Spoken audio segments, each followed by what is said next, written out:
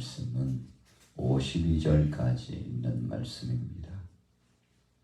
자, 표제어에 보면 맨 첫머리에 에스라인 에단의 맞스길, 에스라인 에단의 맞스길. 자, 에단이라는 사람이 오늘 본문 시편을 정리하여 하나님 앞 영광 돌리고 부르짖어 기도했던 아주 중요한 내용의 말씀입니다. 그런데 오늘 본문 말씀에 에단이라고 하는 사람이 등장합니다만 이 사람은 우리가 찬양 사역자로 볼 수 있습니다. 다윗의 시대에 부름을 받아서 찬양 사역을 진행했던 사람들이 많이 있었죠. 그 중에 한 사람일 것이라고 생각합니다. 그런데 맞스길이라고 했으니까 지혜로운 시, 교훈을 나타내는 시, 하나님 앞에 나아가서 우리 자신을 돌아보고 우리 삶의 여정 가운데 정말 지혜롭게 사는 비결, 교훈적인 역사는 어떤 것이며 하나님 뜻 가운데서 신실하게 사는 비결은 없을까? 이런 생각을 가지고 하나님 앞에 나아가서 자신의 심정을 토로하고 고백하기도 하고 또 부르짖어 청원하여 응답받기도 하고, 그래서 시대적인 배경과 자신의 현 위치와 그리고 주변의 상황들을 하나님 앞에 보고서로서 올리는 내용이라고 볼 수 있습니다. 오늘 89편의 내용을 보면 하나님 앞에 기름 부음을 받은 한 왕이 참 당해도 그런 어려움을 당할 수 있을까? 그런 고통을 당할 수 있을까? 참 나락으로 떨어지되 참패가 되어버리고 파산하는 배처럼 되어버렸던 어떤 한 사람의 이야기를 정리하고 있는데, 과연 그 인물이 누구일까 생각해보면 추론해서 보면 오늘 본문 배경을 통해서 볼 때 다윗이었을 것이라고 생각을 해보는 것입니다.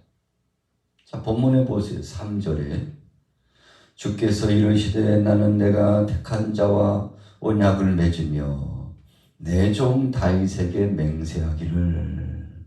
자, 약속받은 자가 있었습니다. 그런데 누가 약속을 받았나요? 다윗이 약속을 받았다고 했습니다. 그런데 다윗의 삶이 어땠나요? 우리가 다윗의 소년 시절의 삶을 보면 어느 날 한순간 하나님께서 사무엘 선지자를 통해서 다윗을 불러주십니다. 본인이 원해서 하나님 앞에 부름받은 거 아니죠. 자청해서 자원하여 하나님 저 써달라고 그렇게 스스로 하나님 앞에 나아갔던 것도 아닙니다. 8 형제가 있었는데 그 중에 다른 형제를 다 하나님이 물리치시고 막내였던 다윗을 사무엘 선지자 앞에 세운 것이 하나님이셨습니다. 사실 형들은 사무엘 선지자 앞에서 부름받기를 원했죠.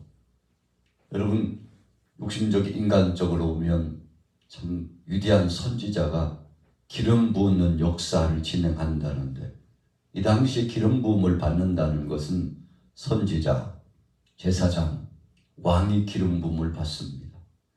그런데 그 당시에 영적인 감지가 이루어지는 것 같은데 하나가, 하나님이 사울 왕을 패하시려고 작정했다는 소문들이 들려오지 않습니까? 그래서 사실 사무엘 선지자를 하나님께서 급하신 이유도 내가 사울을 버렸다, 그래서 내 마음에 합한 자를 세우고자 한다 하셨을 때 누구를 세울까 할 때 하나님께서 역사적으로 이미 몇십 년 전에 다윗을 세우고자 하셨던 거죠. 앞으로 단탄대로 사울의 사역이 남아있습니다. 앞으로도 긴 시간 동안 이스라엘의 왕으로서 제1대 왕으로서 등극한 이후에 이제 얼마 일도 진행하지 못했습니다.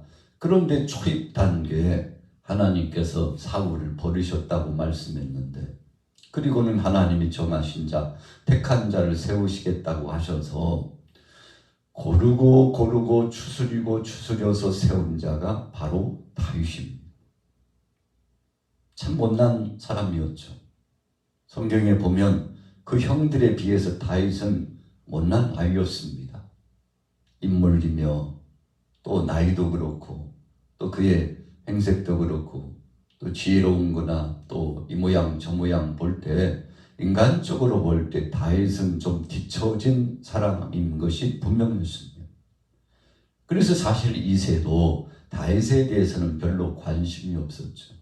우리가 시편에 보다 보면 우리 부모도 나를 버렸다는 대목이 등장합니다만 다윗이 마음 아프고 상처받아서 고백한 것만은 아닙니다. 부모도 자신을 알아보지 못하고 염두에 두지 않았다는 것을 의미합니다. 전혀 관심이 없었어요. 그렇게 세워서 하나님 앞에 쓰임받을 것이라고 하는 것은 예측하지 못했습니다. 마음에 품지도 않았습니다. 그런데 하나님께서 돌연히 다윗을 부르셨는데 다윗 아니면 안 된다. 참 사무엘 선지자가 시대적으로 크고 위대한 사역을 진행했잖아요.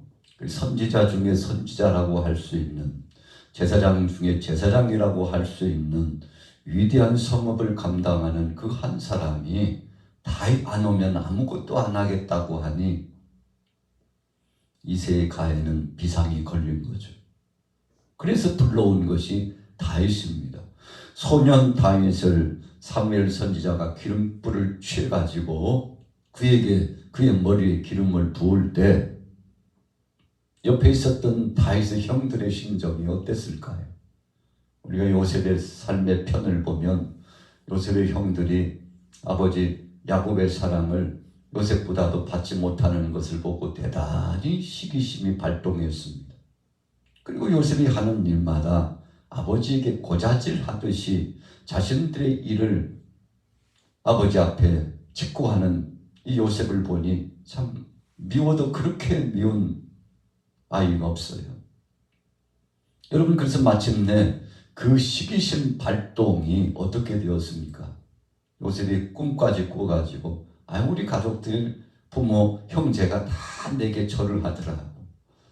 그 꿈이 어떤 꿈입니까? 사랑하는 형제들이 또 부모가 요셉 앞에 경배할 만큼 위대한 성업을 이루는 사람이 된다는 것이죠. 사실 그 당시에 좀 순진하고 철이 없었던 요셉은 솔직하게 모든 것을 다 이야기했어요. 그러나 하나님께서 그에게 큰 관심을 두고 계획하심에 대하여 형제들이 이해할 리가 없죠. 여러분, 마찬가지입니다. 다윗과 요셉의 삶을 비교해 보면 아주 비슷한 게 굉장히 많습니다. 여전히 다윗도 버리운 자와의 방불할 만큼 그런 삶을 살았잖아요. 기름 부음을 받고서 하나님 앞에 이제 왕이 될 것이라고 놀라운 예언자적인 역사가 진행됐지만 다윗의 삶은 어떻게 되었습니까? 그가 30살의 왕이 될 때까지 적어도 약 14세, 15세 기름 부음을 받았다면 그가 살아온 것만큼의 절반 정도가 30년이면요. 30세 왕이 되었을 때 살아온 것만큼의 절반 정도가 참 파란만장한 순환의 삶이었습니다. 그런데 요셉도요, 아주 흡사해요. 14, 15세 하나님 앞에 뜻을 품고 부름을 받았는데 30살에 요셉도 총리가 되거든요. 그런데 그동안에 약 14, 5년 동안 그가 당했던 고통이라고 하는 것 참 이루 말할 수 없었습니다.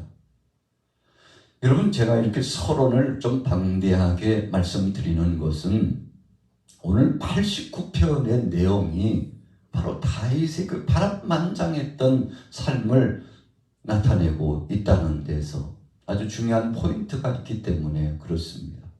자, 어떻게 말씀했습니까? 4절에 보십시오. 내가 내 자손을 영원히 경고히 하며 내 왕위를 대대에 세우리라.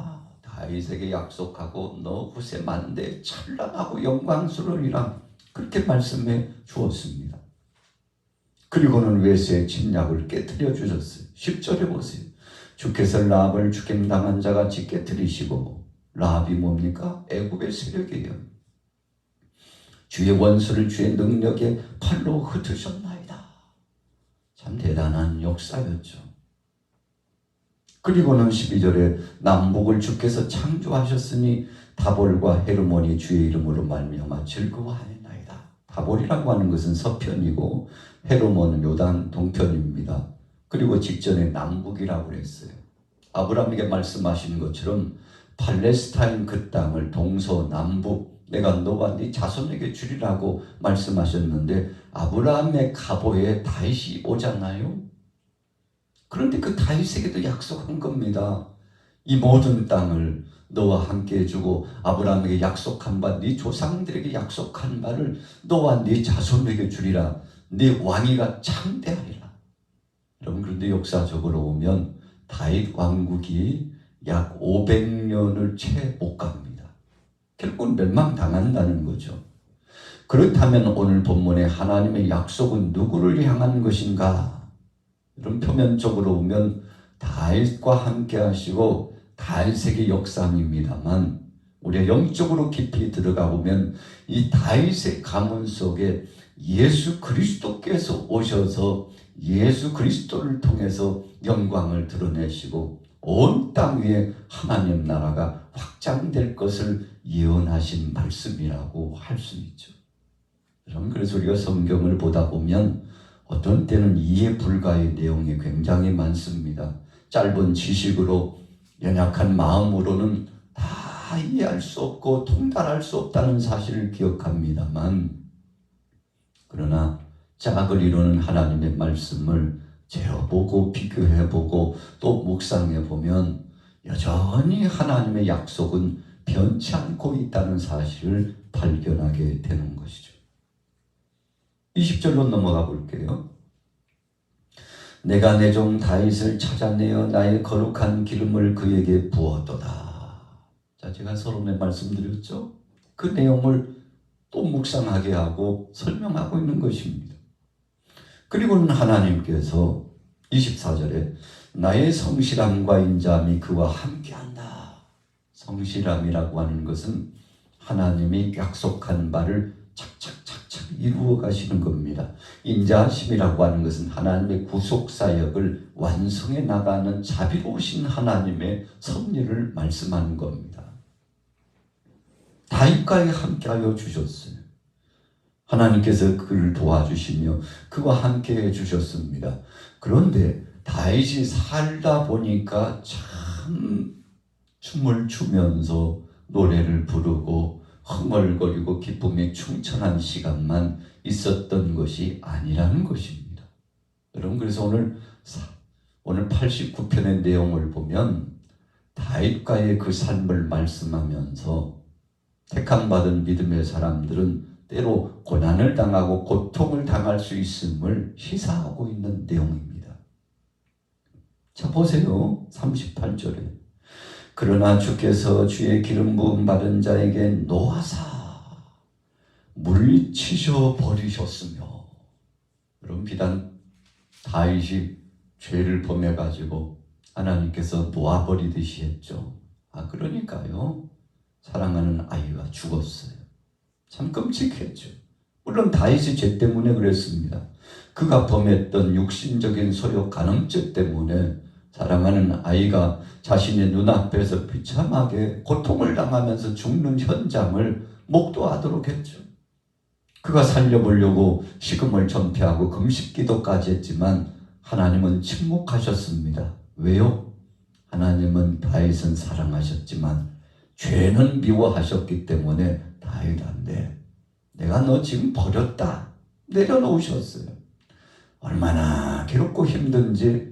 그러나 하나님께서 더 이상은 용서하시지 않고 죄값을 치러야 된다고 말씀하셨을 때 그가 기도를 중단하고 얼굴을 씻고 몸을 단잠히 하고 하나님 내 죄를 용서하옵소서 회개하고 마음을 다잡고 그가 깨어있는 삶을 그때부터 살죠.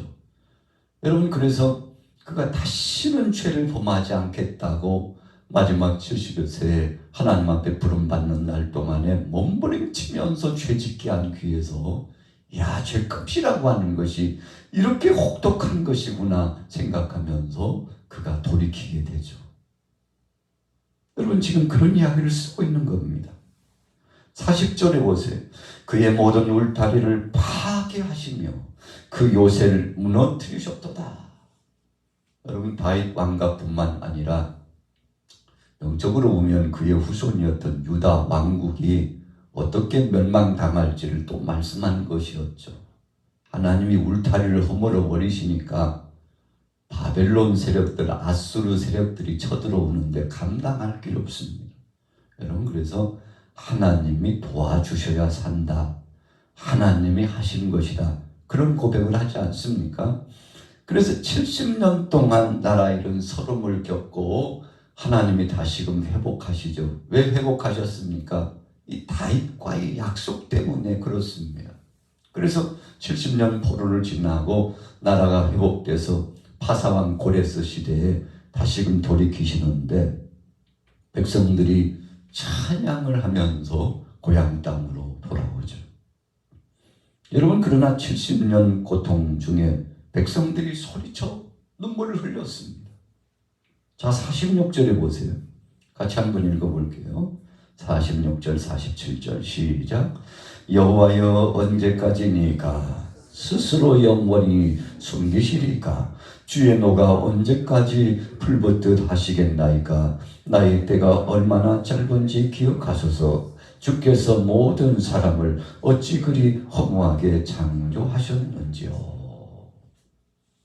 너는 은밀하게 행했지만 그러나 나는 너를 칭찬할 때 대낮에 드러내놓고 모든 사람 앞에서 네가 수욕을 겪게 하리라. 이 죄의 값의 무게가 얼마나 큰지 깨닫게 하리라. 여러분, 그래서 압살롬의 반란도 그래서 일어난 거죠. 암몬의 참 못된 짓도 그래서 일어난 겁니다. 다윗은 마음을 훔치면서 하나님 앞에 눈물을 흘릴 뿐이에요. 그리고 쫓겨가가지고 참 궁궐을 떠났을 때 그 아픔이 얼마나 컸겠습니까? 충신들이 죽어나갈 때 그 고통이 어떻겠습니까? 여러분, 바로 오늘 47절이 그 말씀이에요. 나의 때가 얼마나 짧은지 하나님 기억하옵소서. 하나님, 내가 이 인생이 얼마나 살겠습니까? 그런데 이렇게 고통을 주십니까? 하나님, 아예 나를 버리신 겁니까? 하나님, 살려주옵소서.